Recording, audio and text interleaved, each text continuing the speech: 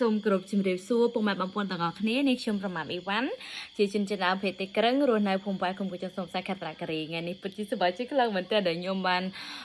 បង្កើត channel YouTube នេះទាំងអស់គ្នាអត់ទាន់ជាផ្លូវកាយទេគ្រាន់តែថាខ្ញុំអាចផុសបានអញ្ចឹងណាហ្នឹងហើយខ្ញុំនឹងរៀនពីវាបន្ថែមទៀត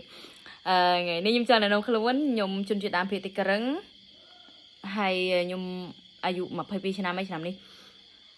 ជឿតែការងារខ្ញុំអីគេខ្ញុំអត់ទាន់ច្បាស់ទេទាំងអស់គ្នាខ្ញុំជាអ្នកលក់ដូរទូចតាចនៅភូមិហ្នឹងហើយខ្ញុំបង្កើត channel នឹងឡើងនៅក្នុងគោលបំណងគឺចែករំលែកបទពិសោធន៍និង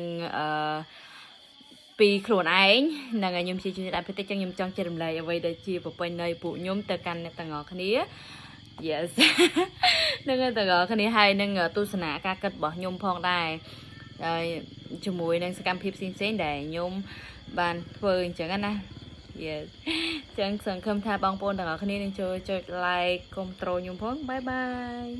អូមួយទៀតនេះទាំងអស់គ្នាខ្ញុំមាន account TikTok ដែរឈ្មោះ Evan A4 ដូចគ្នាដូចនៅក្នុង channel YouTube របស់ខ្ញុំហើយនឹងFacebook របស់ខ្ញុំឈ្មោះ Ramam Evan បើសិនជាអ្នកគ្នាចង់ដឹងថា